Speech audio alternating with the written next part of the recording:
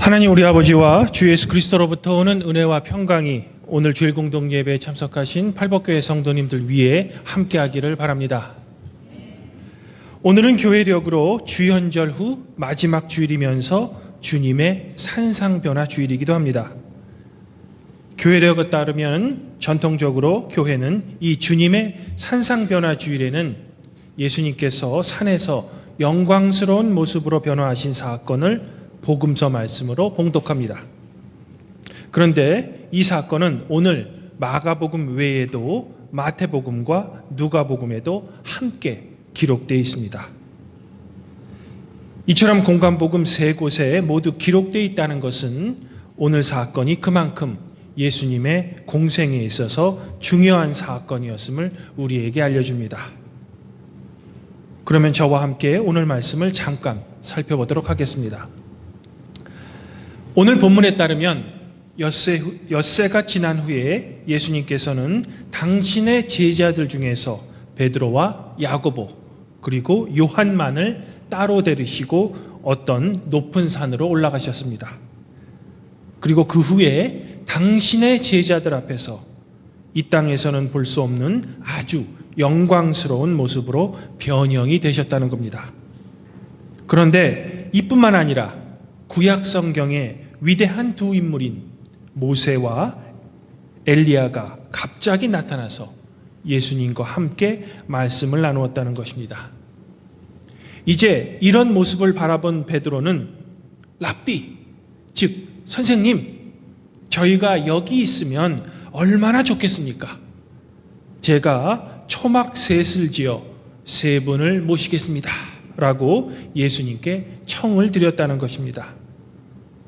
그런데 바로 그때 하늘에서 구름이 덮이면서 이는 내 사랑하는 아들이니 너희는 그의 말을 들으라 라는 소리가 그들에게 들렸다는 것입니다. 그리고 이 소리 후에 문득 주위를 둘러보니 예수님과 자기들 밖에는 아무도 없었다는 것이 오늘 말씀의 주된 내용입니다. 성도 여러분, 오늘 복음서 말씀 속에 나오는 모세는 약속의 땅인 가나안 땅에 들어가지 못하고 건너편 모압 땅에서 가나안 땅을 바라보면서 세상을 떠났습니다. 그러나 구약 성경에는 모세가 묻힌 곳이 아무도 알 수 없다고 기록되어 있습니다. 이런 이유로 유대 전승에 따르면 모세는 하늘에 승천했다고 전해집니다.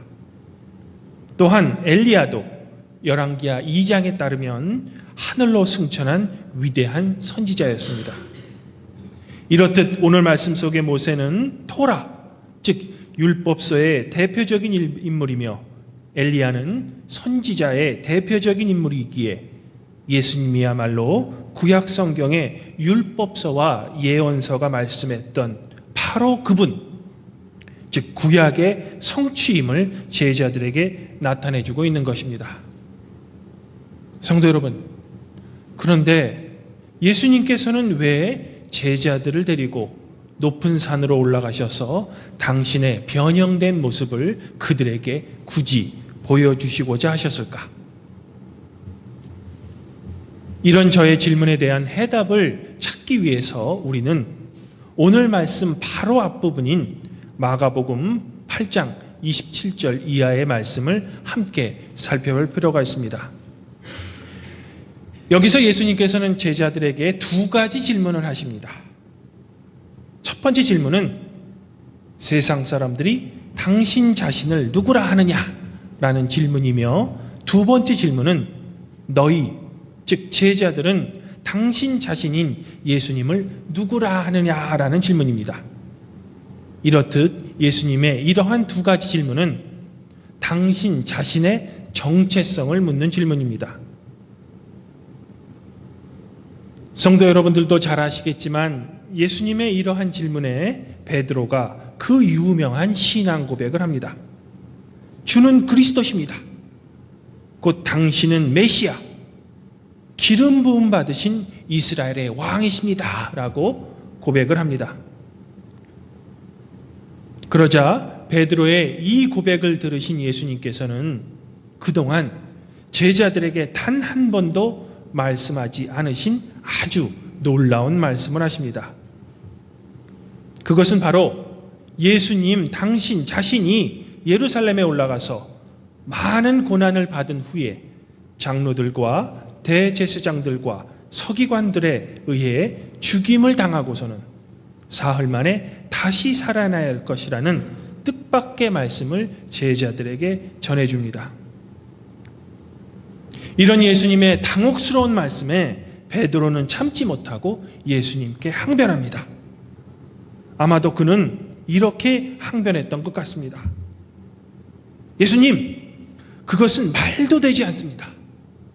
당신은 메시아, 곧 기름 부음 받으신 이스라엘의 영광스러운 왕이신데 당신이 어떻게 죽습니까? 그것은 말도 안 됩니다. 라고 예수님을 붙잡고 항변했던 것 같습니다.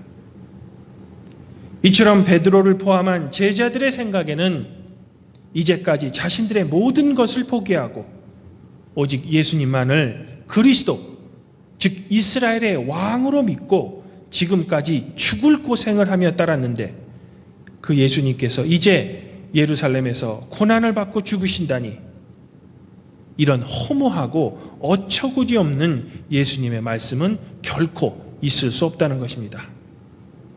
이처럼 예수님께서 말씀하신 당신 자신의 고난과 부활은 제자들의 입장에서는 도저히 이해할 수도 없고 용납할 수도 없다는 말씀인 것입니다. 사실 이러한 배경에는 제자들이 예수님께서 진정한 기름 부음 받으신 이스라엘의 왕이라면 당연히 지금까지 유다를 식민 통치해왔던 로마를 이제는 예수님의 이스라엘의 왕의 권세로 무너뜨리고 예루살렘에 입성해서 영광의 왕의 자리에 오르실 것으로 그들은 기대했던 것입니다. 그래야만 예수님과 함께 영광의 자리에 앉고자 자신들의 모든 것을 포기하고 지금까지 이렇게 죽을 고생을 하며 따라왔던 자신들의 꿈이 비로소 이루어질 텐데, 이제 이런 결정적인 순간인 예루살렘에 올라가는 길에 이런 말씀을 하시다니 제자들에게는 예수님의 이 말씀이 도저히 받아들일 수 없었던 말씀이었던 것입니다. 하지만 예수님께서는 여러분들이 잘 아시는 대로 베드로에게 사탄아, 내 뒤로 물러가라. 내가 하나님의 일을 생각하지 않고 도리어 사람의 일을 생각하는구나 라고 호되게 꾸짖으셨다는 것입니다. 즉 당신 자신의 죽으심은 하나님께서 결정하신 일이라는 것입니다. 그리고 그렇게 당신 자신이 죽으셔야만 사흘 만에 다시 살아나신다는 것입니다. 예수님께서는 이런 말씀 후에 제자들에게 아주 중요한 교훈을 가르쳐 주셨습니다. 바로 34절부터 35절의 말씀입니다. 아무든지 나를 따라오려거든 자기를 부인하고 자기 십자가를 지고 따라야 한다.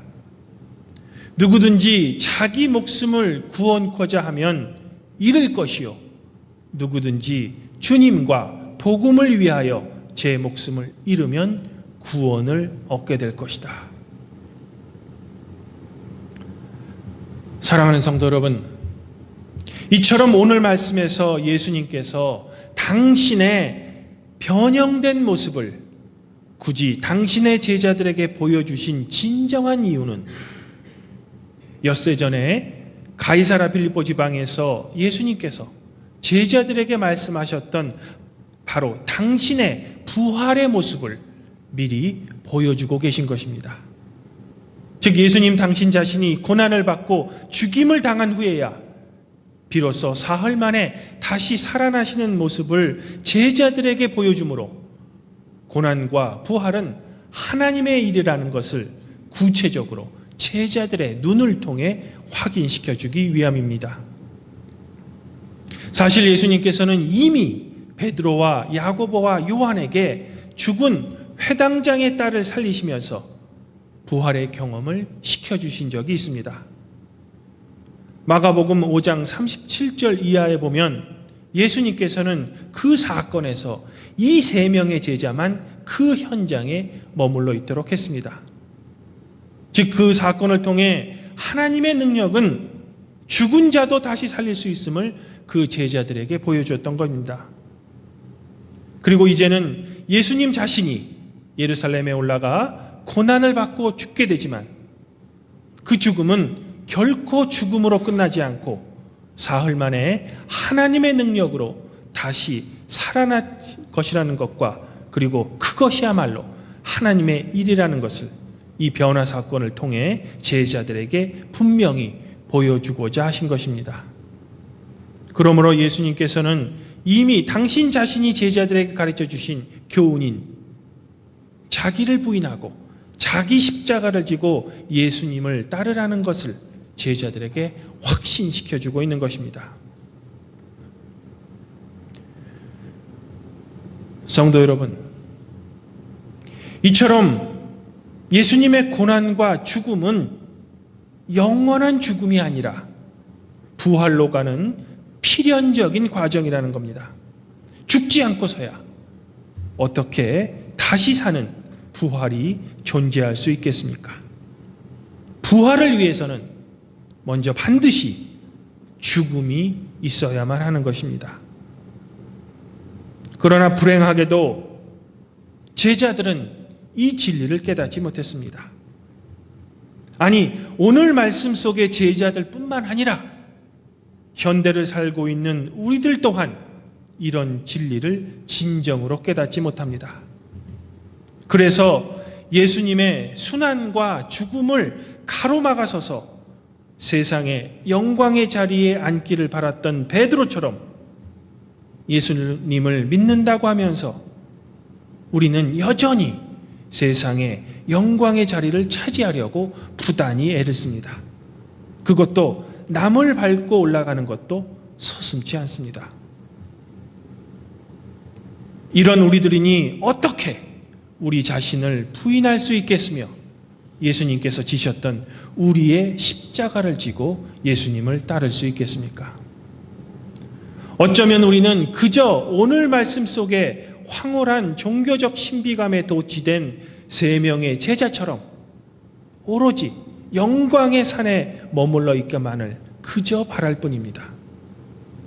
하지만 오늘 말씀에서 예수님께서 성취한 영광의 자리는 반드시 고난과 죽음 후에야만 동참할 수 있는 것입니다. 사랑하는 성도 여러분, 오늘 예수님께서 보여주신 변형된 모습, 즉 부활이라는 이 천상의 모습이야말로 우리 모든 성도들의 궁극적인 소망일 것입니다. 우리들도 언젠가는 하나님께서 정하신 때가 되어 이 땅의 삶을 마감할 때 우리 성도들 모두가 변모한 하늘의 모습으로 영원한 삶인 영생을 누릴 것을 소망합니다. 바로 이러한 소망이 우리 기독교 신앙의 궁극적인 목표 중에 하나일지도 모릅니다.